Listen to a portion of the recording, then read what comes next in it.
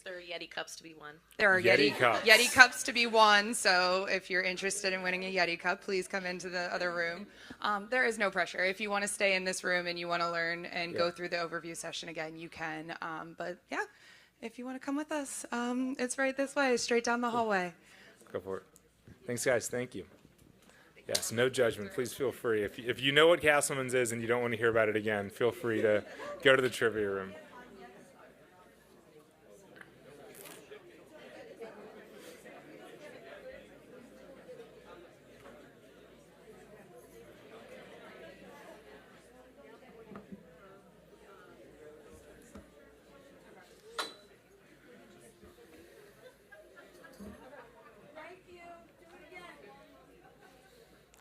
Cool. I think we'll go ahead and get started while folks are stepping out of the room. Any questions from the first set of info that I shared from our welcome? Thanks so much. Any questions before we jump into what is Castleman's?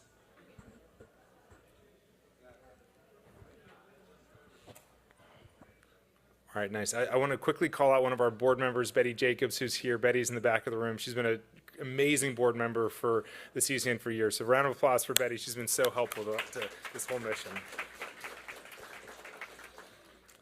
Nice.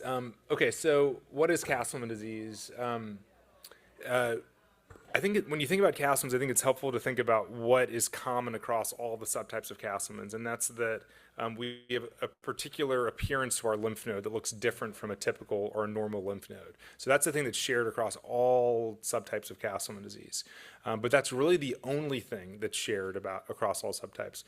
The lymph nodes look similar, but the clinical symptoms, the abnormal blood tests, the outcomes, the treatments, they're all vastly different depending on what subtype of Castleman you have. And so there's unicentric Castleman disease where you either have a single enlarged lymph node or you have a single region of enlarged lymph nodes. You might have multiple lymph nodes, but they're all in the same region.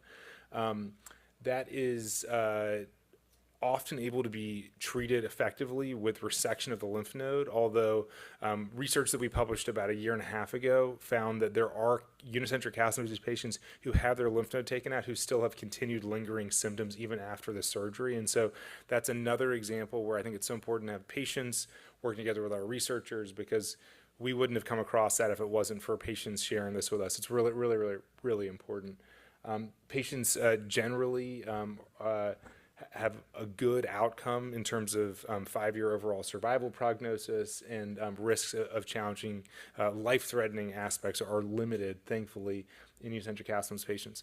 So oligocentric Castleman's, you heard us mention that briefly earlier, or heard me mention it briefly earlier.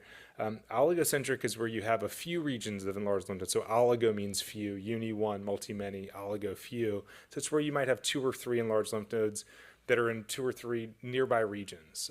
This is another one that was highlighted by our patient community, saying, doctors don't really know whether to call me unicentric or multicentric. They don't know whether to give me chemotherapy or to not. And so it became clear that there's a percentage, probably somewhere around 10 to 15% of Castleman's patients that have this sort of unicentric subtype. We know a lot less about oligocentric because it never had been described before until earlier this year. So it's early days, but we haven't yet been able to demonstrate that these patients clearly benefit from unicentric treatment or from multicentric treatment. So we're still trying to figure out what to do to most effectively treat oligo patients. And then the last subtype is multicentric Castleman disease that we like to subtype into 3 subtypes. So multicentric means you have multiple regions of enlarged lymph nodes. And excuse me, it generally also means that in addition to the enlarged lymph nodes, you also have additional challenges that you're dealing with. I personally have multicentric Castleman disease. And there's 3 subtypes. So the first is driven by a virus called human herpes virus 8, HHV8. And these patients, their Castleman's is caused because this virus is basically escaping the immune system. The immune system is trying to kill the virus, and in doing so, it's causing lots of damage around the body. Thankfully, this subtype is very well and very effectively treated with rituximab. It was a very deadly condition before about 15, 20 years ago, when it was clear that rituximab was very effective. And patients can now do really, really well if they're on continued rituximab. There's also another subtype called POEMS-associated MCD, and this is, again, multicentric Castleman disease. But these patients have something called POEMS syndrome, which is a form of cancer. So they have cancer of a cell type called a plasma cell. which makes it very similar to multiple myeloma. So they basically have a cancer like multiple myeloma that's causing these cancer cells are producing proteins called cytokines, and those cytokines are making you feel really, really sick if you have POEMS syndrome. And so, as opposed to HHV8 positive MCD, where a virus is driving all the inflammation and the illness, in this case, it's the underlying cancer that's causing the inflammation and underlying illness. Patients have a range of sort of severity with POEMS syndrome. Some cases are very severe and imminently life-threatening. Others are a little bit more moderate. But the key thing is to know, you really want to know if you have POEMS syndrome, so that way you can target therapy at the POEMS syndrome. And then the last subtype is the one that I have and is, we believe, the most common of the subtypes, although the numbers there don't match that. And this is what we call idiopathic multicenter Castleman. So that's where you're sick with multicenter Castleman disease, just like patients who have HHV8 positive MCD, just like patients who have POEMS associated MCD, but there is no virus and there is no cancer. And so we use the word idiopathic, which means we don't know what causes it. And we're hopeful that we're going to change that soon. We're working really hard to better understand how this disease works, what causes it. But for now, we do know that even though we don't know what causes IMCD to start in the first place, we do know that there are multiple treatments that can be very effective for it, including the one FDA-approved drug, siltuximab, which targets this one cytokine called interleukin-6. It works in about 1/3 to 1/2 of patients. So any questions about this before I go to sort of just some general principles? Yes? Two questions. One, when you talk about unicentric, you talk about people essentially going into remission after the node is removed. What time period is that? You know, it's 6 months, 3 months, 6 years? Great question. So what we find is that patients with unicentric Castleman disease that have abnormal blood tests, like let's say they've got low hemoglobin or high CRP, low albumin, we see those lab tests normalize within days of the lymph node coming out. So usually you see the blood tests should normalize rapidly, but the symptoms can take weeks, months, sometimes even longer to normalize. And actually, you know, that one paper we described, there are patients a couple years out where they're still not feeling 100%. And so we don't know why that is, because there's no sign of additional lymph nodes in the body. The blood has normalized, but we do know that it can just take a while for the immune system to sort of get back to homeostasis. So it's hard to know on a given patient, but you would want to see the blood test. If the blood doesn't normalize within a couple weeks, you just want to start worrying, you know, is there another enlarged lymph node somewhere that could be another source of Castleman's, or maybe is there a lymphoma somewhere? But I would want to see the blood tests improve right away. Great question. Okay, thank you. And then the second question, can you define region? Because when you talk about the unicentric, you say it could be adjoining regions. That kind of overlaps with the oligocentric, and it's confusing. Great. Yeah, it's a really, really good question. So so you can think about like the right side of your neck. It's your cervical lymph node chain. And so you could have an enlarged lymph node posteriorly, anteriorly. So maybe you've got two enlarged lymph nodes in your right cervical chain. We would call that unicentric Castleman's, because they're both in, basically, if you can put all the lymph nodes on a palm of your, or in one hand, they're probably in the same chain. But so these two would be in the same chain. If you had a large lymph node here and then one in your belly, we would call that regional. And usually it would be here, and maybe in your armpit as well. And so that would be regional, where they're not quite one hand, but like maybe 2 hands or 3 hands away. That would be more regional. And then multicentric you usually see throughout the body. Thank you. Yeah, absolutely. Great questions. Any other questions in you guys' minds? Yeah.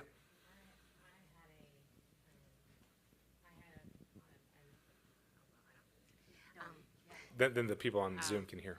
Oh, I had a nodule on my groin, and I never knew what it was from. And when I had it removed, they knew, the MRI showed that I had unicentric suspicion, but when they took it out, there was no blood work or anything done to indicate that that's what it was. They just took it out and said, we'll send it off, and that's what they did. But in the meantime, I was really having a lot of different things going on, but they didn't know anything about this. So I had kind of went to a doctor that somewhat knew about Castleman's, but they didn't seem to be concerned about it. They're like, it's no big deal. We'll just take out that, and that's it. So, but I'm still struggling, and I feel like that I'm not well still. So. I'm sorry to hear that. Yeah, I think yeah, so the important thing is to do imaging to make sure there isn't another enlarged lymph node. And really to check those blood tests. If there's additional abnormal changes, like you've got too many white cells or maybe your albumin's too low, you just want to start worrying that there could be something else. Because that's the other thing to remember. When you have a condition like Castleman disease, we often see Castleman's being what's called comorbid with other conditions, which means that they co-occur with other things. And so because you have Castleman's, that doesn't mean that you're not going to have other things also. It actually probably increases your risk of having other things too. And so other conditions could explain what you're going through because you have that in addition to your Castleman disease. So that's why it's important. And I'll just share a quick anecdote. I remember early in the pandemic, someone was telling me about how their COVID made them feel really unwell, and they were having long COVID, and it was lasting for a year, and it was just really horrible. And they told me about these enlarged lymph nodes they had. I said, well, have you had the lymph nodes checked out? And they said, no, it's due to the COVID. And I was like, no, we should check the lymph nodes out. We checked it out, and the patient had lymphoma. And so it wasn't that he had long COVID for a year, he had lymphoma for a year, that he wasn't treating for a year. And so the key thing here is that just because you have a diagnosis of a thing doesn't mean that you don't have another thing. And so just is. I was never treated for anything. They just said, well, we'll take it out and that you'll be fine. And that's the treatment for unicentric Castleman's is to take it out. Like that's the treatment. And so, yeah, point being that there could be another thing. It could be the unicentric thing, or it could be another thing. Cool. All right. Well, yeah, no, thank you for sharing that. All right, I'm going to go through now that we've talked a little about Castleman's, maybe just some of the sort of the principles of the immune system, because we get questions about this quite often. So, what does the immune system do? And I guess I could have asked you all this, but I'll just summarize quickly. The intention of the immune system is to sort of surveil your body, to keep watch, to see, is there something bad? Is there something foreign, whether it's a virus or actually even cancer? Is there something that needs to be attacked, essentially? And so you've got this really complicated immune system with billions of cells all over the body. And the immune system, it's sort of the home base for the immune system is your lymph nodes. And so in Castleman disease, for years it was described as a lymph node disorder. But it's not a lymph node disorder. It's a disorder of the immune system, and the immune system's favorite place to go is the lymph node.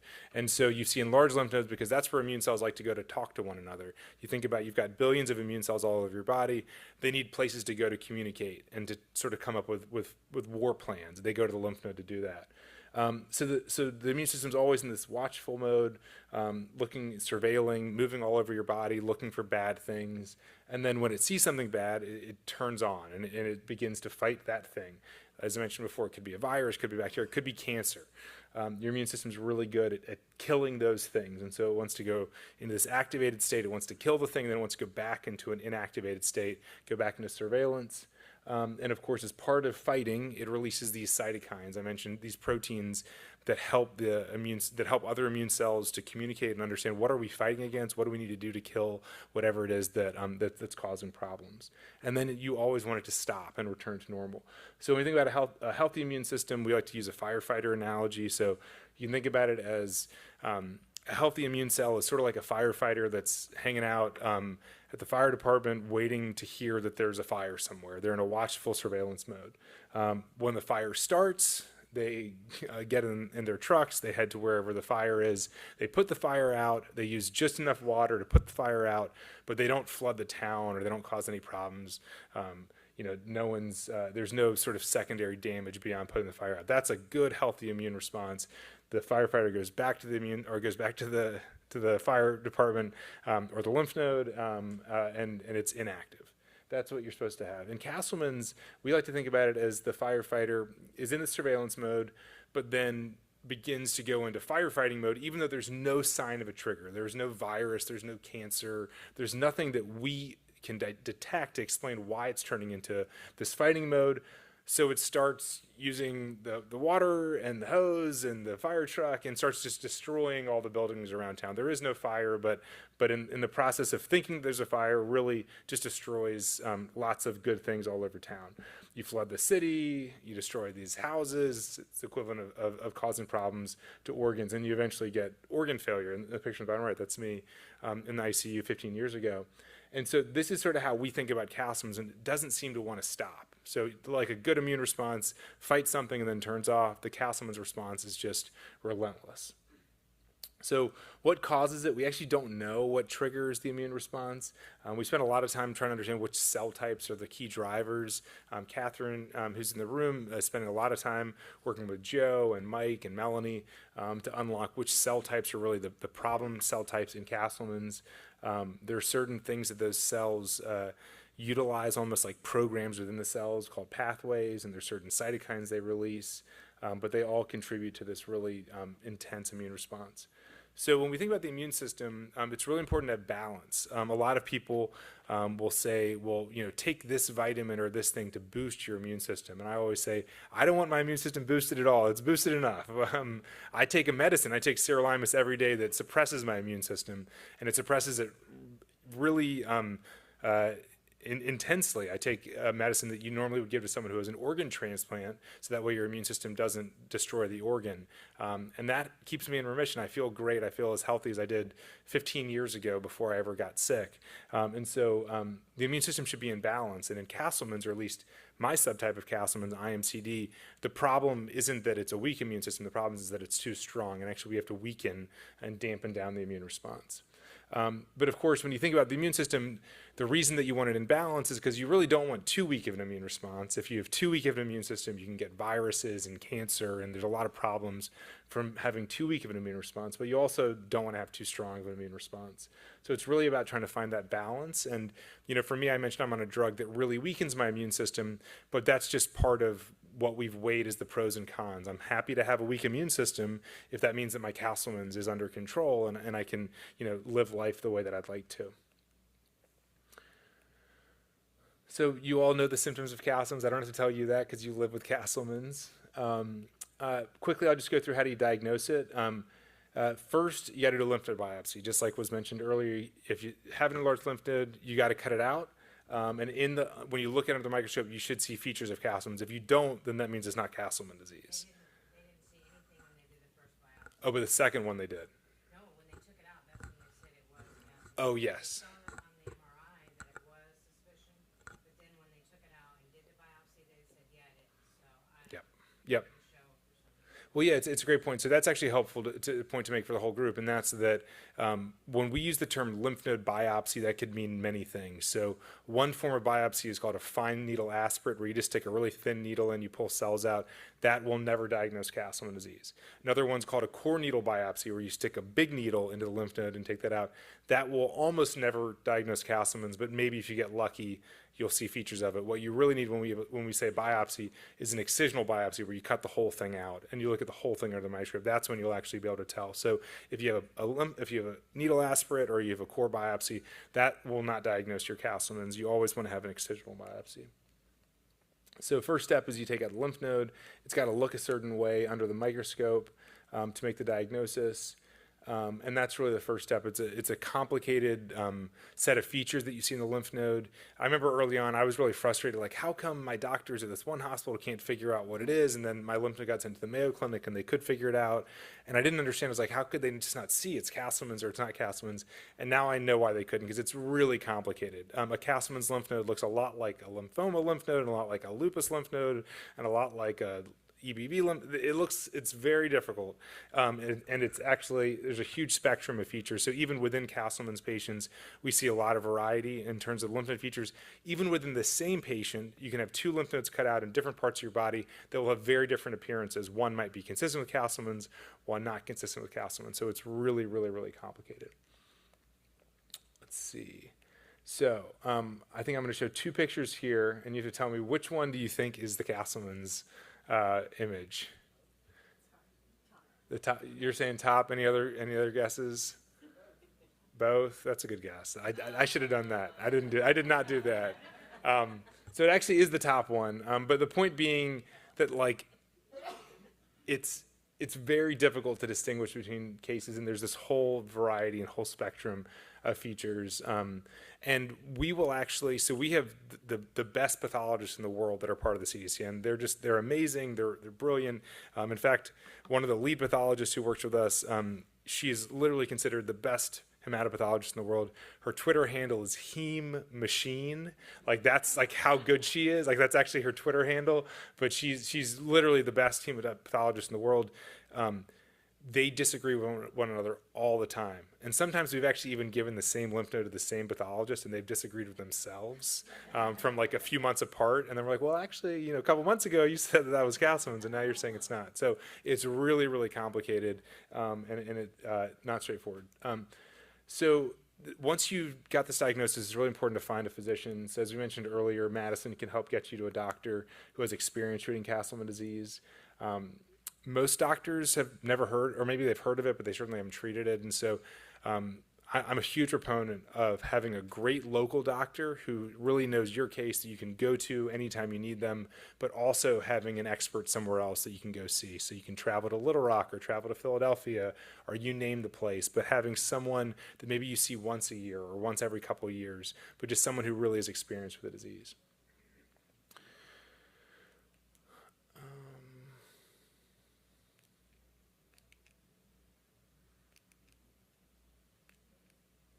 Okay, so the next part we're on is imaging. So once you have a lymph node that looks like Castleman's, you want to do a scan of your body to see how many lymph nodes do you have that are enlarged in your body.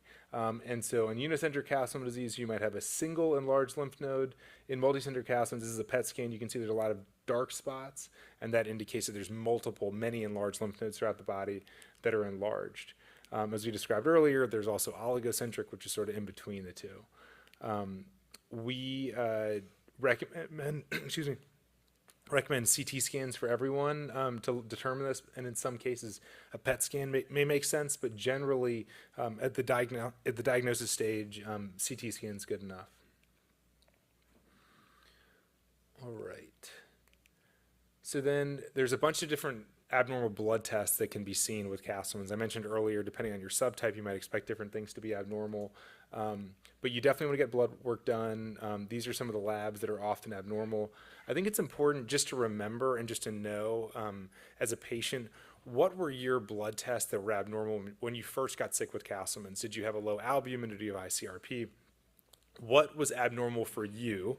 And the reason that's really important is that Castleman's is very consistent, which means that if and when you relapse, you will typically have the exact same blood tests that were abnormal when you presented become abnormal again. So you should know, and I know we all want our doctors to know this stuff and look out for this stuff, but as a doctor, I'm begging you all to keep track yourself of what were those things that were abnormal when you got sick. Again, was it low albumin, high CRP, hemoglobin, creatinine? What are those things that were abnormal when you first got sick? Because those are the things that you should be keeping an eye on. And if one of those things becomes a bit abnormal, you shouldn't panic. But if multiple of those things are becoming abnormal and they're all trending in the wrong direction, going in the wrong direction, that's when you should be concerned that this could be a sign of a relapse.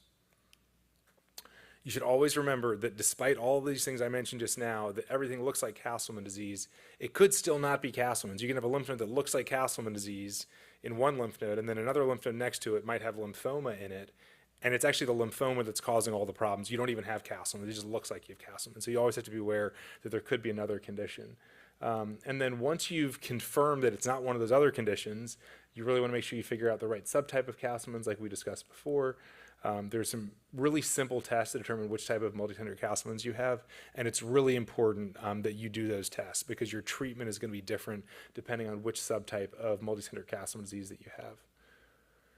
We've got diagnostic criteria for IMCD, diagnostic criteria for UCD. I mentioned oligocentric was recently published this year. So I have 1 minute left, Larissa. Larissa's giving me the numbers or how many minutes I have left. So I did it. I wasn't sure if I was going to finish on time. Any questions? I know I went through a lot of stuff pretty quickly, but any questions that anyone has from going through all this? Yeah. Are the pathologists becoming more efficient at diagnosing Castleman accurately? I wish I could say yes. I really do. I think that, but I feel for them. I empathize for them because the features, so in most diseases, lymphoma, you name the condition, there's usually either a stain you can do with a lymph node of some protein that can make you feel confident this is lymphoma or this is not. Or there's what's called a molecular test. We look for genetic changes and you say, oh, this is or it's not. So you know what like the ground truth is. Like you know like it is the thing or it's not. Therefore, you can see how good pathologists are determining if it's that thing or not. In Castleman's, we don't have ground truth, which means that we don't have a test that can say these are the Castleman's patients and these aren't the Castleman's patients, so we can figure out which pathologists are good or bad at picking them out. We just have the pathologist's opinion. And so, like, if two pathologists disagree on whether it's Castleman's or not, we don't know who's right because there is no, like, definitive test. And so it's tough. We don't know if pathologists are getting better or getting worse, if they're diagnosing more or less.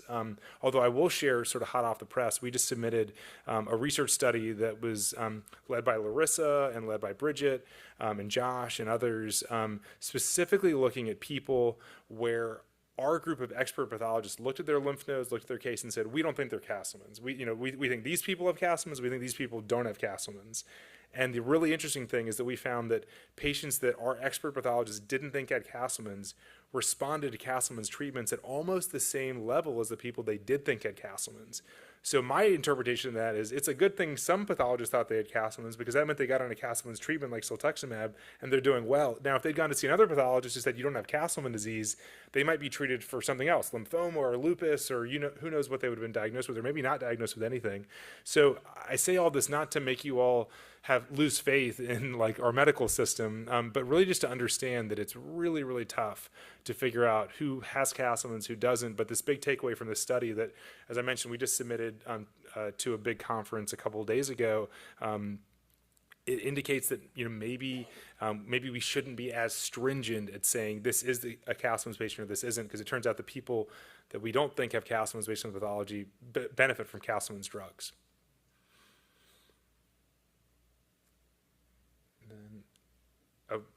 Is it still no? Who's up for no research updates? We got. Are we taking a little bit of break, or we go right in? We take. Oh, cool. Oh, nice. Yeah. Hey everyone, we got some questions from our virtual friends on Zoom. Amina wants to know if mouth ulcers could be a symptom of Castleman's disease. We see mouth ulcers in two cases. One of them is that if you're on sirolimus, the drug that I'm on, an mTOR inhibitor, that's one of the first sets of very common side effects. So over 80% of patients on sirolimus will get some mouth ulcers early on in their time on sirolimus. For me, they were really, really painful and really I didn't like them at all for about 6 months, and then I haven't had any for the last 11 years. And so for whatever reason, it was like 6 months of pain, and then they've been gone. Other people, it's a different story. So if you're on sirolimus, that could be a reason for mouth ulcers.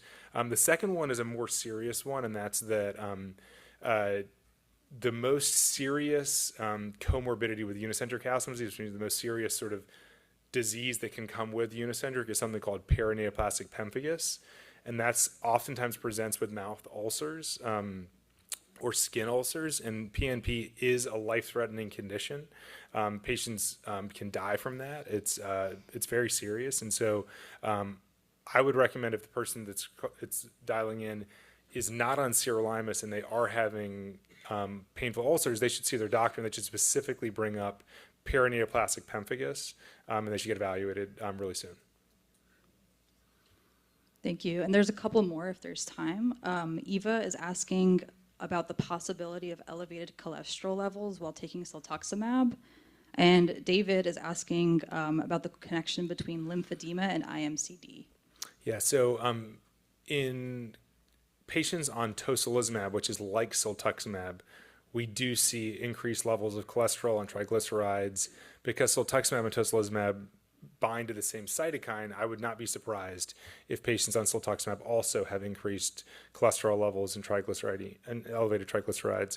I haven't seen clear data indicating that, but I wouldn't be surprised by that. So definitely good to talk to their doctor, looking into statins, looking into considering spacing out therapy differently. But it's a good thing to start controlling. I mean, I will say for all the Castleman's patients in here, when I was first diagnosed 15 years ago, we had a really grim prognosis. It was very, very grim. And it was so grim that we wouldn't worry about things like cholesterol levels, because we would say, well, we're not going to live for more than 5 years so from my disease, so who cares about my cholesterol levels? That's just not going to be a problem.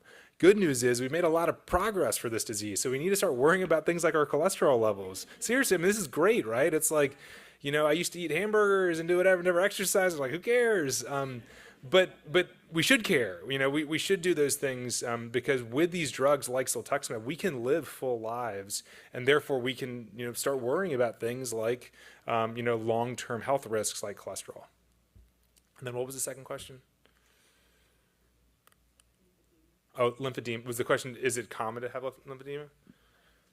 Is there a connection? Oh, is there a connection? Yeah, absolutely. So lymphedema is a general term that's used to describe basically swelling. And sometimes it could be because of your Castleman disease. So like if your kidneys are not working, your kidneys are responsible for urinating or producing urine. If your kidneys aren't working and if your liver's not working, both of which are very common in Castleman disease, then you gain lots and lots of fluid. And so we call that anasarca, which is another term for just really, really bad lymphedema. That is definitely caused by Castleman's. It's most commonly in Tafro syndrome. So the sickest of Castleman's patients, I gained about 100 pounds of fluid when I was really sick with Castleman's. That's very typical of Tafro patients. You've seen that. Many patients in this room have seen a lot of fluid in either themselves or their loved ones. And then, yes, in patients who don't have Tafro syndrome, there can also be other reasons for some swelling. It's usually not as dramatic, but yes. Although I will say, in general, other than Tafro, it's sort of surprising to me that we don't see more lymphedema and more swelling, given that all of us have big lymph nodes somewhere. That's just my opinion. Cool. All right. Well, I think we covered this whole session. So now we're going to go to Castleman's research updates. But appreciate you guys, and thanks so much for being here.